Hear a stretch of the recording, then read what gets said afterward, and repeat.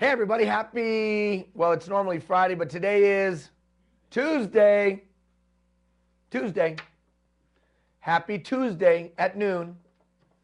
Pincher Creek, 16, minus 16. Hannah, minus 17. Nanton, Jeff, minus 15. But it's warm here, inside. It's warm inside. So we thank you for joining us on a crazy, snowy day. I know everybody got dumped on yesterday and in various parts and various places. And I just appreciate you joining us. And first of all, let me start off by apologizing for Friday. What a debacle. But you know what? Ultimately, my fault. Should have redundancies and backups to the backup to the backup to ensure that those things don't happen. You're busy people. You have a lot going on in your lives, and you certainly don't have time to waste. So I apologize for the inconvenience, and certainly we've taken steps to ensure that that will never happen again. And it also involved beating and whipping. No, it didn't involve beating and whipping. That's not true. Nobody was beaten in the making of this video. No animals were injured in the making of this video. All right, what are we doing? Hey, it's time for the next competency. So agent of change, we instilled some concepts and some ideas that it was about building trusting relationships, that whether you wanted to initiate change in an individual, and I gave you some very detailed information about how to coach poor performance, or whether you wanted to instill change in an organization, and you can find that video on the portal, Mastering the Power of Change, how to initiate change in an organization, or if you wanted to expand your sphere of influence and initiate change in community, we gave you 3 very specific ways to do that. But in their essence, it revolved around what? Trust. No one is going to change if they don't trust you. Not today. You can't intimidate people into change. You can't scare people into change. It's all about influence today. And how are you going to influence somebody? Through a trusting relationship. Now, speaking of trusting relationships, I got to show you this picture of my newly adopted grandmother. Now, you may remember, don't bring it up yet. You may remember, there is a lady. I'm not going to tell you how old she is, but I'm going to say this. She is older, but she is so full of energy and enthusiasm and vim and vigor that I said I wanted to adopt her as my grandmother, because you might know I'm adopted. I don't have any family. And I said, if I was going to have a grandmother, I would want her to be like this lady. Her name is Joyce, and I mentioned her in the last broadcast. I said that I was going to adopt her as my grandmother.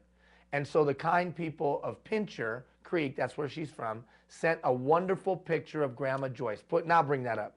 That's Grandma Joyce, and if you can see in her hand, she's watching the broadcast on an iPhone last time around. Is that amazing or what, right? So come back to me, Jeff. So that's Grandma Joyce, my grandmother, my newly adopted grandmother. Hopefully, when we go back to Pincher, I'll get to hang out with Joyce, and she literally is a wonderful lady. But you know what struck me about that? First of all, isn't she beautiful? That's number one. Second of all, you never retire from being a citizen. Isn't she the epitome of never retiring from being a citizen? Third of all, how about the generations? Here's a lady that when she was my age, there was no thought of going to the moon. There was no thought of a lot of things that we experience today. She's seen a complete transformation of society from when she was a kid to now. But she's watching a broadcast via live video streaming on an iPhone in her hand. I'm sure she's very, very aware of a time that there was no television, just radio maybe, right? And maybe even not always radio. So Joyce, love you, and thank you to all of the people in Pincher that sent that picture. That was really, really cool. Okay, so what are we doing today? We are talking about the next competency, and this is an incredibly vital conversation. This conversation today and for the next 3 weeks is paramount, man. And it is the next step in the building block of equipping yourself to be an effective leader and community builder in the 21st century. And if you can get this competency, and either you've already gotten it and you need to take it to the next level, or you need to establish it, significant impact comes from this competency. But before we can talk about the competency, I got to give you some background so you understand where it comes from. I think the challenge that every community member faces today is that there's only a finite amount of time, amount of energy, and amount of effort at your disposal to get done all the things you want to get done in life. A finite amount of time, a finite amount of energy, and a finite amount of resources at your disposal. In addition, the issues and challenges that we face today are so multifaceted. They're so layered. There's just so much to the problems, challenges, and issues that we face. And there is so many of them that it's overwhelming. It's overwhelming. And it almost seems, frankly, impossible to take on the myriad of issues, problems, challenges, social, family, my own personal. How do I stay in shape? How do I make it to my place of faith? How do I volunteer on this board? How do I fulfill my role as a dad, as a husband, all those things that are expected of us? How in the world am I going to get all that done? And I wrote it there, the challenge. Humans have a finite amount of time, energy, and resources. To be our best, we must have a way to be able to manage all that is expected of us and all that we want to do. A number of years ago, when I was coming up as a leader, I faced this same challenge. Overwhelming. One of the great gifts that I have been given by life. And you know, everyone of us has a worldview. I think the gift that I've been given came directly from the hand of God, you know, if you will. The hand of divine providence gave me a gift. And you know what the gift was? The gift was I was always in places that I didn't belong. What does that mean? That's a gift? Yeah. I always got stuck in jobs that I had no experience to do, I had no talent for, I had no track record in, and I had no education. No experience, no education, no talent, no capacity, no ability, and I got stuck in a job. First, coaching. All of a sudden, I find myself the youngest coach to do blah, blah, blah, blah, blah, blah. And I got to lead young men and young women whose dreams and hopes are in my hands, and I had no business leading them. But it was one of those things, there was nobody else. So now I got to do it. Then when I got into industry, I was the youngest in the history of the industry, told the position, or at least the youngest at the time. I don't know history. Youngest at the time would be more accurate. Youngest at the time. Nobody else was younger than me in the position that I held within an industry. It's crazy. And again, ill-equipped, no education, no background, no experience, no nothing. Many of the people that I was leading literally had been in the industry longer than I had been alive. Well, how's that a gift? The gift of pressure, the gift of crying. I would literally cry at night because I knew these people's lives were in my hands. And I knew, and they knew, I knew and they knew I had no business doing the job. It was overwhelming. It was beyond overwhelming. Because where do you go? Where do you turn? You don't know what to do. I don't know if you ever felt like that. Maybe not as extreme as my situation, but you felt like, I don't know what to do. I don't know where to start. I don't know where to go. Well, when I get in those situations, I search. And I'm a jock at heart, athlete at heart. So I turn to quotes. I turn to pithy motivational sayings. I turn to, you know, the brainy book of quotes to gain inspiration. And I came across a quote. The quote was by a guy named Archimedes. Now maybe you've heard of Archimedes. There's a wonderful picture there of Archimedes. Kind of looks like Jeff, doesn't he? He kind of looks like Jeff. Archimedes. Archimedes was a mathematician. Archimedes was a philosopher. Archimedes was an inventor. Archimedes was father of geometry. Archimedes came up with buoyancy and other things. And Archimedes said this. Archimedes said, "Give me a place to stand and I will move the world." And at that moment in time of my life where I felt overwhelmed, I literally was sitting on my bed crying. I knew that literally 1,000 people's lives were in my hands and I had no idea what to do. Give me a place to stand and I will move the world was powerful to me. It touched my soul. And initially it touched my soul with this: the human capacity. I can do it. Just give me a place to stand and I will move the world. Yeah! Woo, woo. There was only one challenge. That motivational quote, as powerful as it may seem, had nothing to do with the human capacity. You see, I took it upon myself to learn more about this Archimedes. You see, Archimedes was the guy that came up with the fulcrum and the lever. The fulcrum and the lever. You see it there in the picture. The fulcrum and the lever. So what's a fulcrum and a lever? That's where you have a thing on the ground and you got a stick or you got a bar and you can lift more than you could possibly lift. Archimedes, fulcrum and the lever. Archimedes came up with the compound pulley. The compound pulley, you can see it there in the picture, represented by Archimedes pulling a ship into shore. I don't understand. Why? I don't get it. Follow me here. Archimedes, when he said, give me a place to stand and I will move the world, was not talking about the human capacity or the human potential. Archimedes was saying this, that if a human being can find the right tool, they can do just about anything. If a human being can deploy the right system, they can do just about anything. I felt like Archimedes was literally speaking to me through eons of time and saying, hey kid, don't feel overwhelmed.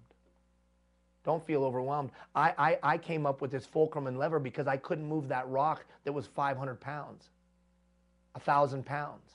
But I figured out a way to move it by placing a big stick under that 500-pound stone and over something really, really hard, and I could leverage it, and I could move the stone, even though it may seem impossible. Do you know that when Archimedes demonstrated his compound pulley, he did it, and he wanted shock value, right? Well, Archimedes wanted some shock value. So he took a boat, a ship that was sitting out in a bay, and he attached a rope through his compound pulley to himself out on the shore. Now, the day before, it took 10 men to pull that boat into shore. For effect, Archimedes pulled that boat in by himself. Stop and think about that. What took 10 men the day before, Archimedes did by himself through his compound pulley. Ian, I'm still not following you. What he was saying is, I've got to have ways to maximize my capacity. He was saying that give me a place to stand and a fulcrum big enough and a lever big enough and I could even move the world. What it said to me was I needed the right system. It had nothing to do with my talent. It had nothing to do with my ability. It had nothing to do with my intelligence. It had nothing to do with the color of my skin, my sexual orientation, my gender. It had nothing to do with how many vowels I had in my name or how much money I had in my bank account. That for the rest of my life, I just needed to find the system that the times required. If I could find the system that the times required, then I could have success. And that began my journey on the quest of systems thinking. Now look, I'm not the only guy. There's been tons of people that have come to this realization, but that was my journey. And so what I hope to do over the next 3 weeks is introduce to you or reinforce in you, if you've already aware of it, this concept of systems thinking. You see, I think the solution and I think the most effective leaders of the 21st century will be systems thinkers. Big picture, holistic systems thinkers. Big picture, holistic, proactive systems thinkers. That's what we need today. Why? Because there's not enough time, energy, effort at your disposal or at our community's disposal to get done everything we need to get done. Systems. The solution, systems. Simply put, a system is an organized collection of parts that are highly integrated to accomplish a specific goal or task outcome or impact. Systems. Look what Senge said. He said, business and human endeavors are systems. And I'll add to that. They're either systems that organically take hold or were intentionally developed for a purpose. Sounds something like this. I don't know, it's just what we do around here. I don't know, just what we do around here. That's the organic system that has grown up and taken hold. But you might have developed a system for a specific time, a specific place, a specific outcome. The question is, are the systems serving you well? Systems like this, a system to build the citizen of tomorrow. Do we have a highly integrated set of parts to build the citizen of tomorrow? Or are they misaligned? I gave you the visual before, a couple weeks ago. Go to this one. I gave you the visual. If we talked about building the citizen of tomorrow, are all of our institutions within our community to build the citizen of tomorrow aligned? Have we listed the attributes and qualities that we want from a citizen of tomorrow? And do we have a system to align the energy, the effort, the time, the money, the resources to build the citizen of tomorrow? I'll tell you the answer, hell no. And then we wonder why we don't get the citizen we want. How about this? How about the objective of bringing new Canadians into our communities? First generation new Canadians. Are we aligned in how to do that? With our resources, our time, our talent, our organizations? Have we clearly defined the objective of how quickly we want them to be contributors to our community? And have we aligned to reach those goals so they can be productive members of our community, not only for themselves, but the communities as a whole? That's a system, man. Systems. How about your system for motivating an employee? How about your system for organizing and maximizing utilization of your time? Deming said that 85% of poor performance came from just bad systems. Not bad people, bad systems. By definition, the system is systemic, meaning related to or affecting the entire system. That is not to be confused with systematic, which can merely mean something is methodological. Yeah. When you're dumb like me, you can't say big words like that. Thus, methodological thinking, systemic thinking, is not necessarily systems thinking. Let me give you some examples of the systems thinking. Our world is a collection of systems. This is what I came to realize, that our world was a collection of systems. And that if I wanted to be highly effective, I'd get this. I would get this. I would not only ingrain it in my head, but I'd ingrain it in my heart. And that everything I would do from here forward would be systems-based. Let them be kids, big system. Project Solution Community Complex, a system.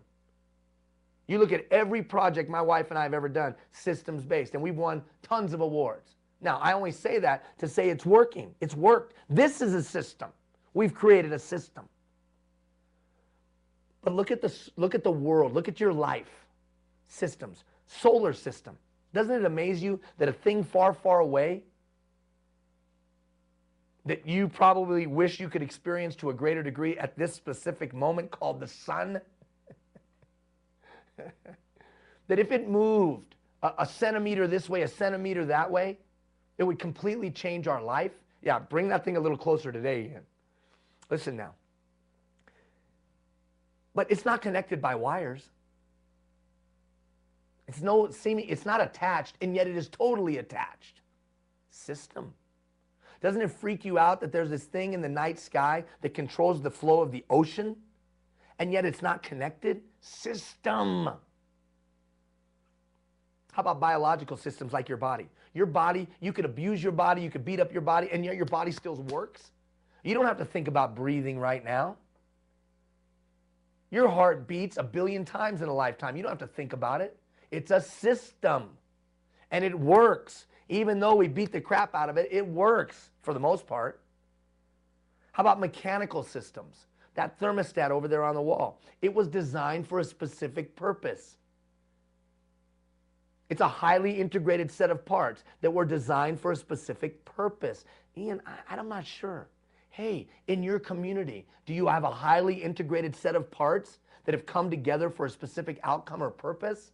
Or like Senge said, are we just looking at slivers instead of the holistic point of view of how it all interconnects? How about human mechanical systems, like a bicycle, or the fulcrum of lever, or the compound pulley? These are force multipliers. Write that down. You want to be effective today? You want to make a significant impact today? You want to be a great leader today? Look for force multipliers that allow you to get more done with less. I can't be an effective leader if I don't know how to build force multipliers in me, and build force multipliers in my organization, and build force multipliers in my community. What's a force multiplier? A bicycle. Because it's a human mechanical interface. I get on the bike and I can travel faster through the mechanisms of the bike. I can travel faster than I could if I was running on my own. It's a force multiplier. It's a human mechanical interface. The computer can be a force multiplier. It also can waste your time when you're watching the monkey ride the pig. And I like that monkey riding the pig video, just so you know. It's pretty amazing to me. How does that monkey stay on the pig? Force multiplier. Write that down. I'm going to give you some force multipliers over the next 3 weeks for yourself, your organization, and your community. Now here's the one that gets sticky. Everything that I've done up until now makes sense, but this is where it gets sticky. Ecological systems, predator and prey, right? The wildebeest on the Serengeti plain gets taken down by the lion, right? The circle of life gets taken down by the lion. The lion eats its fill. The hyenas come and eat their fill. The vultures come and eat their fill. Then the worms and the maggots and the bugs and the insects come and eat their fill. And then whatever's left decomposes into the ground, and the flowers and the grass eat their fill. And then the wildebeest eats the grass. And the circle of life. If you got little kids, it's Lion King all over again. You know what that's called? That's called a system, baby. Now, whether your worldview is that that system was designed by somebody or cosmic coincidence, I don't care. I'm not here to judge. I'm just telling you, babe, that's a system. Okay, this is where it even gets less tangible, more confusing. Social systems. I'm just happy to have a baby. My mom had me when she was 15. Her mom had her when she was 15. And here I am, 15, having a baby. Social systems. How about this one? We're just doctors. My dad was a doctor. His dad was a doctor. I'm a doctor. We're just doctors. Just what we do. Systems. They are deeply rooted and ingrained in your community and in our society. The question is, are they serving you well? I'm not here to judge. You just ask yourself, is the systems that we're utilizing in Hannah to engage the youth of our community, is it serving us well? Are the systems that we're utilizing in Two Hills to integrate new members of our community, are they serving us well? In Pincher Creek, economic development, education, government, are we in alignment, and do we have great systems to reach the goals and attributes, or goals and outcomes that we aspire to reach? Do we have great systems? How about you personally in Lacombe? How about you personally in Nanton? How about you personally in Delburn? Do you have great systems to go where you want to go in today's incredibly hectic, incredibly pressure-filled, incredibly stressful time? Most people that I bump into don't have good systems. The systems that they utilize have organically grown up and taken hold. And they are deeply rooted, and the inertia is so strong, they can't seem to deploy new systems. So that when times change around them, their systems are no longer relevant. Our system for recruiting and retaining volunteers, our system for fundraising, our systems. Now, you may not call them that. You might call them policies. You might call them procedures. You might call them ways of doing business. You might call them a lot of things. I'm telling you, they're systems. A pile of rocks is not a system. It's not a system. Remove a rock, you still got a pile of rocks. A car motor, though, is a system. Take out the carburetor, it fails. Capra said that we as a people, if we wanted to function well in the 21st century, that we had to move and shift to systems thinking. What did that mean? That That meant moving from parts to looking at the whole. Moving from things to relationships. We talked about that in Agent of Change. Moving from structure and hierarchy to processes and network. From rationale to the intuitive. From analysis, what the hell just happened, to creation. What am I going to make happen? And now let me build a system to get there. Any of you that are trained engineers, this is not foreign to you. Others of us, it's acquired, it's learned. Turn the page quickly. Now, all of that was important so that you begin to be a systems thinker. There are systems in play in your community that were either intentionally designed for a specific purpose or organically grew up. There are systems in your house and your family that organically grew up and have taken hold or were specifically designed for a purpose. Either way, are they serving you well, and are they what the times require? You'll be hard-pressed to have success today without a system. Quickly, let's take the self-survey. Quick, because we don't have a lot of time. I understand there's a symbiotic relationship between human beings. Do you get it? Do you get the connections? Like the system of, we just don't go to that neighborhood. Or that's not the building that we go to. That building is for so-and-so. That's a system, man. Unwritten, but it's a system nonetheless. And it's ingrained, baby. Do you understand how all those people connect? I can apply strategies for learning about a group, a stakeholder group, resources. I'm just going to skip through these. I can apply techniques that will generate a creative outside-the-box thinking. I'm going to try to convince you over the next 3 weeks that developing a great idea isn't just because you were born creative, but it's about a pattern of thinking. And why does any of this matter? Because system deployment. If you had a better system to attack the, let's just say in an urban center, the homelessness issue, how much money would that save? How much energy? And morally, how about this? What if you had a better system for marketing in your company, small or large? What if you had a better system for bringing a new hire on board and getting them up to speed faster and quicker? How much money would it save you, or how much more money would you make?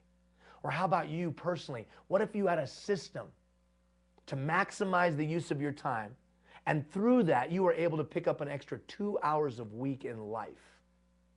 8 hours a week in a month, 8 hours a month. 2 hours a week, 8 hours a month. How would that do for you? See, that's the power of systems. If we could come up with a system to take new Canadians and move them to productivity quicker, and move them to feeling a sense of our society and community quicker, if we took that from 6 months down to 90 days, gosh, would it be better for them? Would it be better for us? Hell yes. That's the power when great systems are deployed. You do more with less. They're called force multipliers. I can facilitate the development of systems and processes that will foster an environment that supports success. I can apply strategies to motivate another human being. Do you have a system to motivate another human being? Do you know how to move another human being into action? Or you just leave it to chance? Try to give a good pep talk, see what happens. That's no good. I have a system to effectively delegate. Oh, that's just for business people. If you're running a nonprofit, if you're a board member, if you're a community member that works in a volunteer group, you better know how to delegate today. I have a system to raise money for my nonprofit. I have a system to recruit and retain volunteers. Now, where do you land? 1, 10, somewhere in between? Do you even know what the system is? Or if you have one, is it working? If any of the parts or activities in the system are weakened or misaligned, the system will fail. So you might have a system, but is it weak? Is it misaligned? Because then I guarantee you're not reaching your outcomes. I promise you, man, you start thinking systems-wide, and I don't mean technology. This isn't networking like hardware, software. Systems thinking. Big picture, holistic systems thinking. The whole universe that we're in is one big system. When that dawned on me, it unlocked my full potential. Because it wasn't about how smart I was. It wasn't about how talented I was. It wasn't about how much money I had. It wasn't about anything, color of my skin. None of that mattered. You know what mattered? Could I see what was going on? Could I see the system that was in play, and could then I build a system that would be in alignment with what the times require? Side note, ADD moment. Ian Foster got my watch. I think it's Foster. Ian, my brother from another mother. I put my watch back on, brother, just for you. Because he noticed. He noticed last time I had my watch on. He's like, hey, he asked me, did you get mugged? And did somebody take your watch? No, I didn't. Here it is. Anyways, ADD moment. So for me, it dawned on me, I can choose the system and I can build a system. So I have a choice. I can languish in my own crap and say world sucks, or I can realize life is a system and I can pick the ones I'll deploy. And as soon as I started picking the systems I deployed, I started having success. And as soon as I started picking the systems I would deploy in community, in business, started having success. Because systems can be replicated, systems can be deployed easily, systems can be taught, systems can make a significant difference. That's why Archimedes said, give me a place to stand and I will move the world, because I'll use the system that time's required and I will do the impossible. Remember, impossible is a flippant opinion. The guys that were the smartest, the guys with the biggest books, the guys with the most letters after their name said the world was flat. We will defeat the drug dealer. We will defeat the pedophile. We will defeat evil. We will defeat all of that, not by good-hearted, well-meaning people, but good-hearted, well-meaning people that are systems thinkers and understand the systems that the times require and then deploy them. Even if I can convince 100 of you spread out over 9 regions, 9 or 10 in each community, to start looking and searching, identifying systems, retooling them, or creating new ones for what the times require, we will see exponential impact in communities.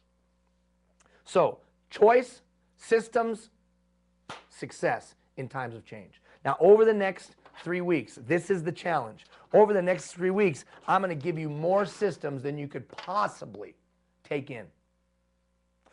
Today, I'm going to talk to you about a system to create a great idea. Can you create a great idea?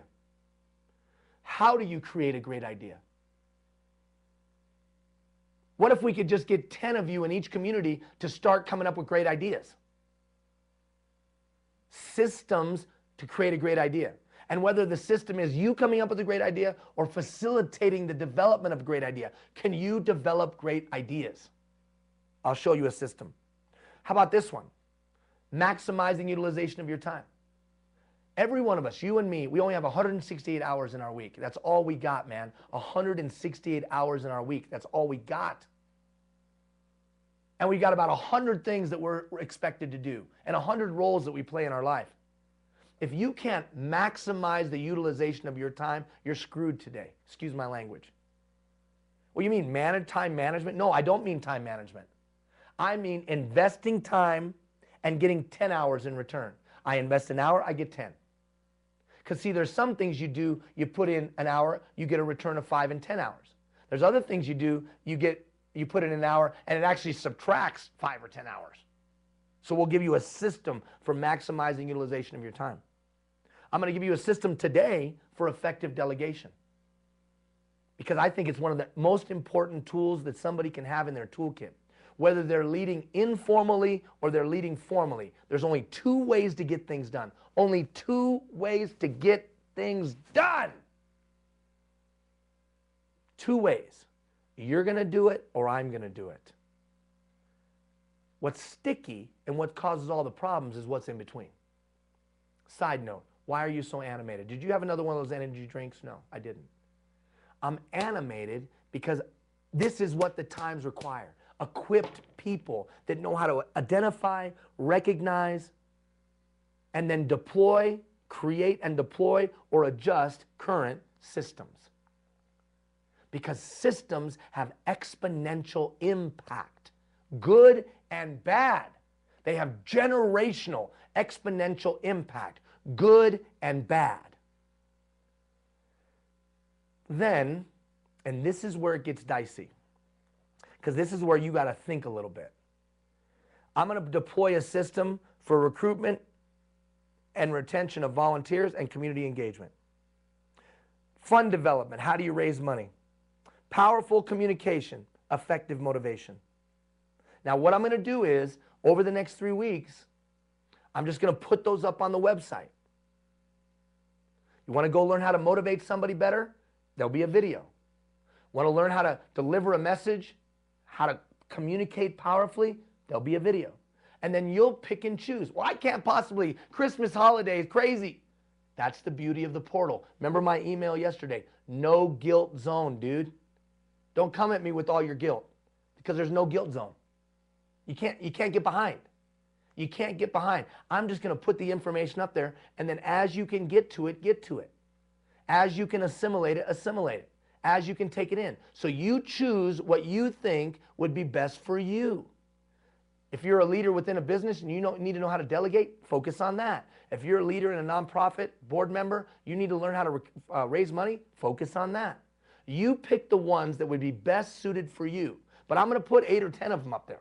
Different systems, in an attempt to get you to be a better systems thinker. There is no possible way that you'll be able to take in all the information. Don't try. Just pick what's most relevant and impactful for you. But I'm going to put all of those up there. Every one of them. A system for doing every one of those things. All right, turn the page. I'm going to share with you 2 very tangible systems today. And if the time allows, I'll just introduce, big picture, another one. And then over the next 3 weeks, which I know is actually more than 3 weeks. I think it's because of the holiday, it's like 4 weeks, maybe more, because of the holiday, because we're going to take a little break. But we got plenty of time. I'm going to send you a bunch of stuff, put it up there. If you got a little bit of time off on the holidays, you can maybe assimilate some of it, take in some of it. Today I'm going to talk about 2. Now, there'll be videos about both of these as well, but I'm going to talk about 2 because I think they're foundational. They're foundational systems, and that if you can acquire them and make them a part of your reality in your toolkit, I think they have significant impact. The first is, how do you come up with a good idea? How do you come up with a good idea? Now, I'll be honest with you. There's not a lot of great ideas flying around. You know why? Not because people aren't bright. There's a lot of bright people.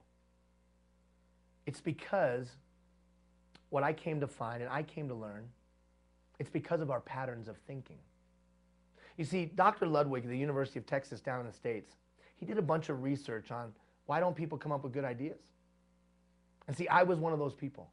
I'm not creative. Look at the way I dress. I dress like a Yahoo. I'm not very creative. Every day I say to Gina, Gina, does this match? Gina, what should I wear? Seriously. Every day. That's because I'm not very creative. Yeah, but I Googled you, man. You've won all kinds of awards for creativity and innovation. It's true. But not because I am inherently innovative. Now, some of you might have a propensity for that, but not me. So I was very, very frustrated with that. I was very frustrated sitting in meetings and having people come around me come up with great ideas, and I never came up with anything. So I did a bunch of research on what does it take to come up with a great idea. And this Dr. Ludwig said that it's about your pattern of thinking.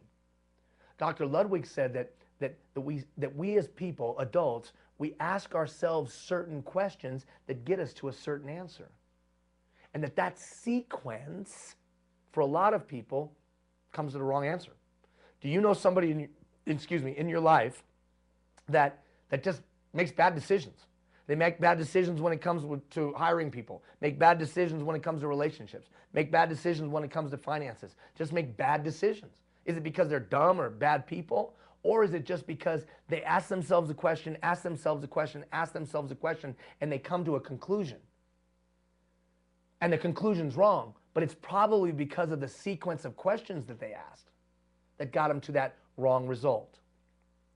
Dr. Ludwig agreed with me. Idiot. Dr. Ludwig came up with it, I didn't. I agreed with him. And Dr. Ludwig said that these were the typical questions we would ask ourselves. Mute me. Did we catch that? Unfortunately, no. Okay, not quick enough. Jeff's playing Angry Birds. But anyways, so sequence. So he said that most of us, whether it's in a community, whether it's a community-based organization, a governmental entity, or even in business, or even in our personal lives, that this was the sequence that we would ask ourselves. If I did this stuff, invested this time, this energy, this effort, if I took what I had and invested it, and when I say invested, either literally or figuratively, then we could do these things. And if we did these things, we would get these outcomes. And if we get these outcomes, we would have this impact. That we usually started with, what do I have? I got this time, I got this money, I got this energy, I got this whatever. We got these people. Well, then we could probably do this. And if we did this, we'd have this outcome. And if we had this outcome, we could have this impact. That's the typical resource-based approach to planning. Well, what do you notice from that immediately? I'll tell you what you notice.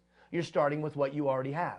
And if you're starting with what you already have, then you can almost guarantee that you're defending the status quo. Nothing innovative comes from starting with what you already got. Think about it. When they went to the moon, when they said, we're going to the moon, and then eventually went to the moon, when they said we're going to the moon, 60% of the technology necessary to pull that off didn't even exist.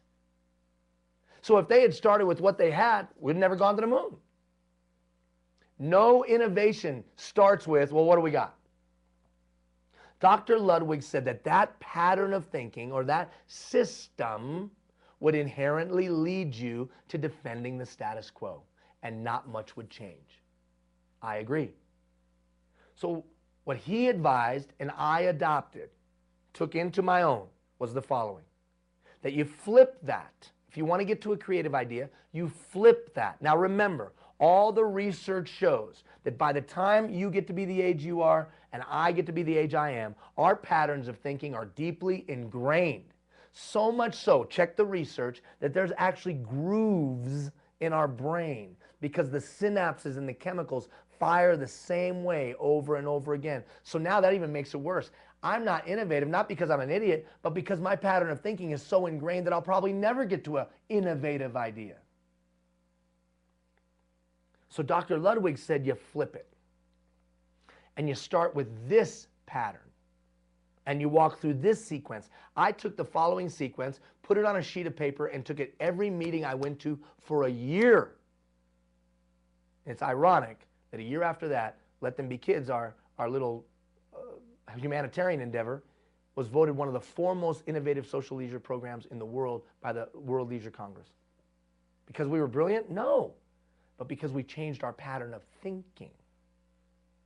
What's that pattern?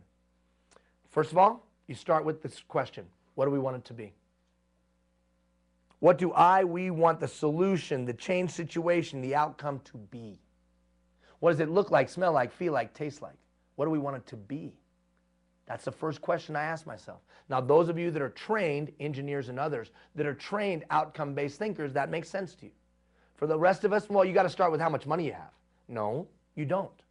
Because that's only going to defend the status quo. You start with what we want it to be. What does it look like, smell like, feel like, taste like? Why those descriptors? Because if I can't describe it in that detail, I probably won't get anybody else on board. 100 cups of coffee. We already talked about that. Oh, by the way, the 100 cups of coffee is a system. Or the change continuum is a system. These are systems. Second question. Where are we really at today? Courageous conversation. You heard me talk about that before. Courageous conversation. Where are we really at today? So what do I want it to be, but where are we really at today? If you ever go to the West Edmonton Mall, huge, huge mall, and you see the sign that lays out all the shops and lays out all the things, if you didn't have that little X with the circle or square around it that says, you are here, that big map would suck. Be highly ineffective. Well, if I want to come up with an innovative idea, I got to talk about where we're really at. We don't blame, we don't attack, we only talk about what matters, and we only talk about the past as it relates to moving us forward. That's a courageous conversation. And you have to have an environment of trust, and you have to have some level of maturity to have courageous conversations. Third, now some of you engineers, this will freak you a little bit, because you haven't normally said this one. What attitudes would have to be shifted to get me from where I'm at to what I could potentially become? To get us from where we're at to what we could potentially become, to get our community from where we're at to what we could potentially become. You see, all great ideas have some kind of attitudinal challenge, attitudinal barrier.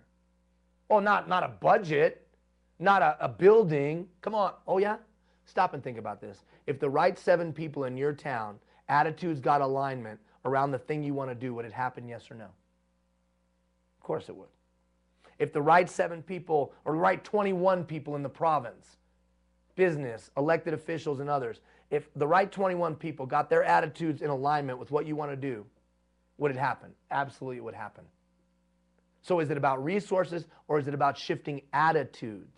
I would suggest it's about shifting attitudes. So you must have an attitude discussion anytime you're trying to come up with an innovative idea. Whether that's a server farm out in a rural community, and you know who I'm talking to right now, or any other innovative thing you want to do in a community. You better identify the attitudinal barriers as a part of your creation of your innovative plan. So step number 1, what do I want it to be? Step number 2, where are we at today? Step number 3, what attitudes would need to be shifted to get from here to there? Step number 4, what activities could I do to shift those attitudes to get me from here to there? And then finally, what resources would be needed to do those activities to take us from where we are at, to what we could potentially become. It is asking yourself that sequence of questions that will be more likely to get you to an innovative idea. I don't believe that. Okay, well, that's fine. You don't like my outside the box pattern of thinking, my creative idea pattern of thinking? Fine. Because guess what? There's about 495,000 versions. I just know this. If you can't look me in the eye and tell me how you come up with a creative idea, then I would suggest to you that it is immoral that you lead. I'm serious. In today's multifaceted, highly complex day and age, if you can't tell me how you come up with a great idea, now whether you come up with a great idea or you facilitate the development of a great idea, either way, how can you possibly lead people? If you can't marshal the human capital to come up with creative ideas, to deploy great ideas. I know, that's a high bar. I love you. I love you. That's why I'm saying it to you. It's a hard word. It is a hard word. But if you can't come up with a freaking creative idea, then let somebody else lead who can. That doesn't mean you're a bad person. Especially since there's about 495,000 strategies to come up with a great idea. I'm just giving you one. So get your butt to the University of Google, get your butt to the University of Yahoo, and type in critical thinking skills. Or type in system to come up with a creative idea. Now, again, whether that's a system for you to come up with a great idea or a system to facilitate the development of great ideas from people who say you're their leader, I would suggest you probably should have both. I'm just talking about your own pattern of thinking. Later, when we talk about Catalyst for Responsibility, when we talk about getting other people involved, I'll give you some systems to engage great ideas and tap into the collective intelligence of others. But for now, I've given you a system for you to come up with a great idea. Now, there'll be more information on this. If this intrigued you, you'd like to understand this more, there'll be a video coming up that you can, we'll dive into a whole, a significant more amount of time into this. All right, turn the page. Delegation. Delegation. Delegation. Now, I'm going to touch on this. I'm going to walk you through a system that I would utilize for delegation. Again, there'll be a video that's more in depth, but I want to touch on it today. I want to whet your appetite around it. Delegation. If I want to get more done with less, if I don't have enough time, enough energy, enough effort, then the number one tool I can have, delegation. Are you an effective delegator? You know why we don't delegate? Because people screw things up. We don't delegate because people screw things up. So we end up putting it all on ourselves. That's unsustainable and foolish. It'll never work. It'll never happen. So you better have a quality system for delegation. Now, as I said earlier, there's only two ways to get things done. You're going to do it. I'm going to do it. You're going to do it. I'm going to do it. The challenge is the in-between. I don't know you want me to do that. Why didn't you do that? I can't believe they won't let me do that. I can't believe they want to do that. Delegation. If you don't have a system to take care of that little role play that I just did, you're going to be in trouble. So the following system is what I would recommend. Now, in the 9.5 minutes I have left, I'm not going to be able to go super deep, but I'm going to give you a pretty good overview of it. Check out the video that'll be posted next week that'll give you more info on it, if this is something that resonates with you. But all of us as leaders better have a system for delegation. So if I was going to lead somebody and I wanted to be a more effective delegator, I would do the following. I would take and list everything they do. Well, let me turn it this way. I would list every single thing they do. I would sit with them and list every single thing they do. And this is what I would say to them. I'd say, you know what? I've done a poor job of leading you. I've left you hung out to dry when you needed me, and I've been in your business when you didn't. I've been in meetings where I stepped on your authority and you didn't need me there, and I've been absent when you needed my support. That's not going to happen anymore, because we're going to clarify when you need me and when you don't, when you can do and when you can't. We're going to fix that today, so I apologize. That's exactly what I would say. I apologize for my poor performance of the past, because it's going to make the conversation go a lot easier. This strategy for delegation is all proficiency based. The more proficient a person is, the more freedom we give them. The less proficient they are, the more we hold close to the vest. You want to talk about empowerment? This is empowerment, what I'm about to go through with you. Okay, so what I do is I sit down with people and I say this. Let's base your job responsibilities. Let's list all of your job responsibilities and your level of freedom within those based on proficiency. And we're going to have 4 categories. We're going to break everything into 4 categories. The first category, we're going to go through and identify where they have low proficiency, low proficiency, low proficiency. That means that maybe they just don't have a lot of experience, they don't have a lot of background. And we're going to put those into ask, and it's on your sheet, and recommend. Ask and recommend. It's on the sheet, on the page there. Ask and recommend. Now listen, why is it ask and recommend? Why isn't it just ask? Because I want them to come with their suggestions. I want them to come with their ideas. I want them to come with their insight. I want them to come with their wisdom. I want them to run it by me so I can coach them a little bit, and then they can go and do. Ask and recommend. Then we go through and identify those areas where they have some proficiency, and we put that in act, A-C-T, and report immediately. Act and report immediately. Go do it, then tell me that you did it. Why?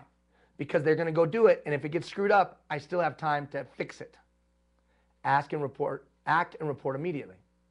Next, we're going to look for those areas where they have good proficiency. Not mastery, just good proficiency. We're going to put that in act and report periodically. Go do it, but then tell me every once in a while. Monthly meeting, quarterly meeting, whatever.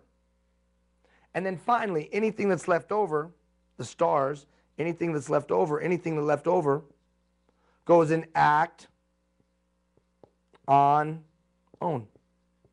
It goes in act, on, own. Come here. It goes in act, on, own.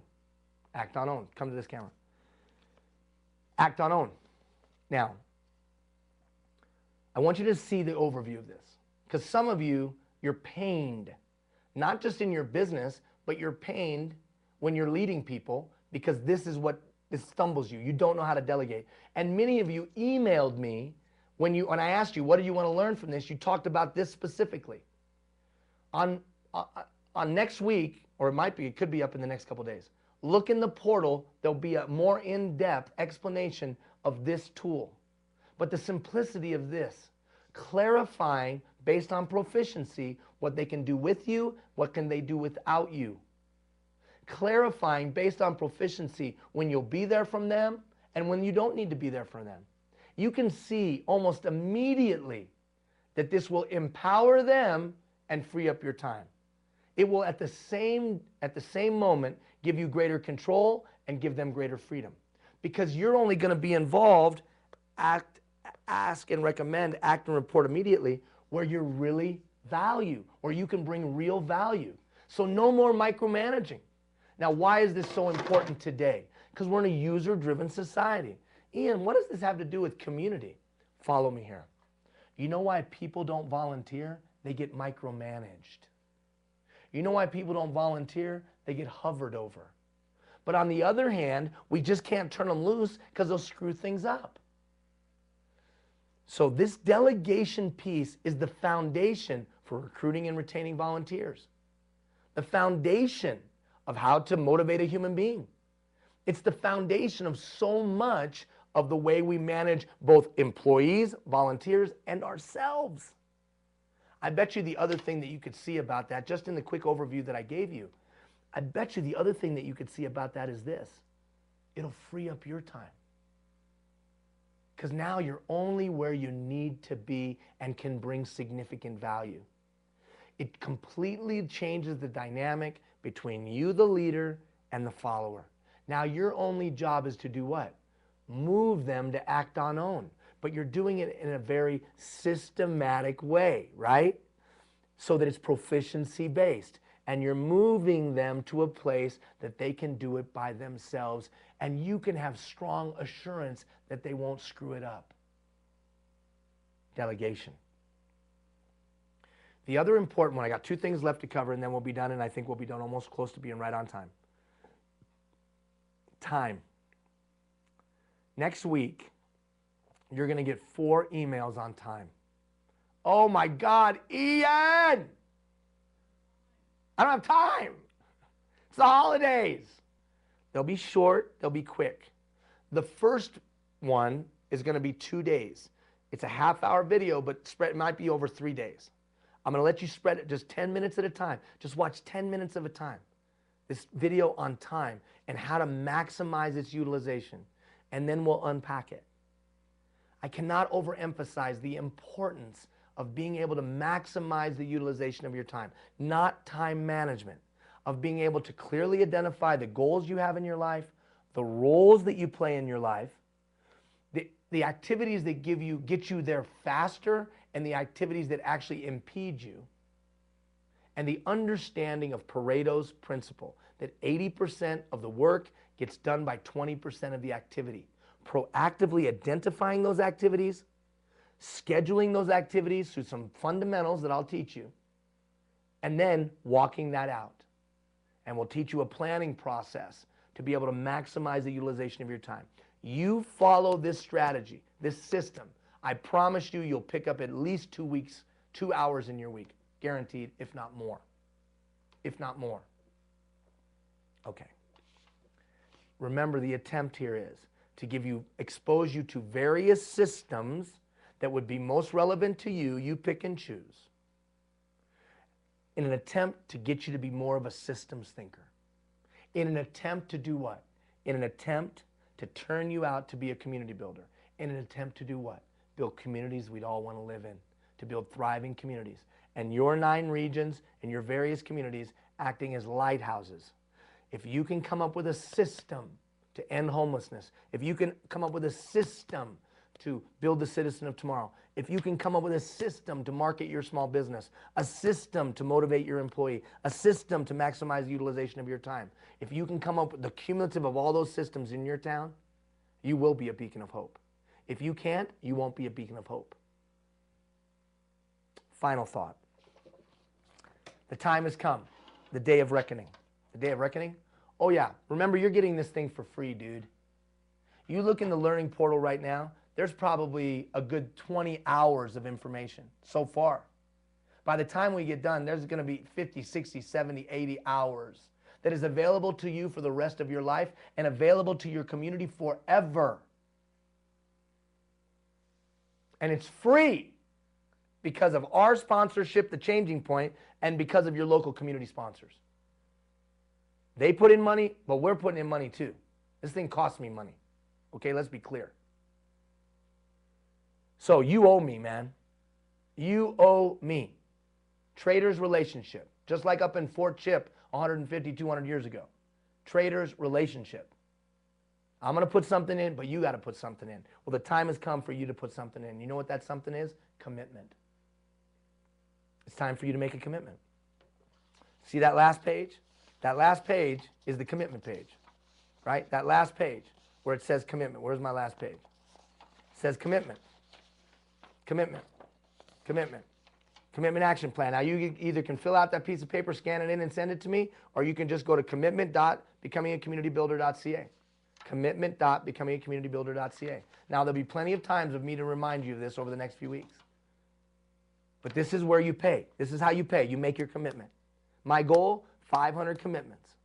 We got close to 1,000 people. I want 50%. Anything less than that, I will not be satisfied. Well, why isn't it 100%? Because people are busy. But for right now, 50%. Now, hopefully you sent out that survey. 3 things. The 3 things. What are you doing right? What are you doing wrong? Suggestions for my improvement. If you could send me back to school, what classes would you make me take? That might be. You might gain information from that. It might be you personally, your physicality, your weight, your whatever. Or maybe it's your way you manage your people. Or maybe it's a commitment in your community to get something done. In Fort McMurray, you know what's funny when we did this program? We got ladies that are on school board now. We got gentlemen that are on council that made commitments. We got kids that changed their schools. We got people that changed their businesses. We got people that changed their lives because they made a commitment. And it is quite ironic that we're right about the first of the year. So screw the New Year's resolution. Make your commitment. Now, when you go to that website, you're going to make a commitment. You'll get an email of your commitment. I'll get an email of your commitment. And then I'll follow up with you on your commitment. Everyone that makes a commitment, I'll follow up with. Imagine if just 500 of the 1,000 people, 500 of the 1,000 people all made a commitment of what they were going to do to better themselves, better their neighborhood, or better their community over the next 9-10 weeks. I'm going to agree with me by the 11th week, by the time that we celebrate at the end of January, beginning of February, how many agree with me we'd have better communities? You know we would. All right, you're getting this thing for free, but now you got to pay the price. Make your commitment. I again apologize for the craziness last week. Doing this on Tuesday throws us off a little bit, but I'll start putting stuff in. I'll start putting stuff in the portal. I'll let you know when you do. Next week we're going to talk about time, and then we'll go from there. Thank you for all that you do. Thank you for your commitment to community, and have a great day, everybody. Bye-bye.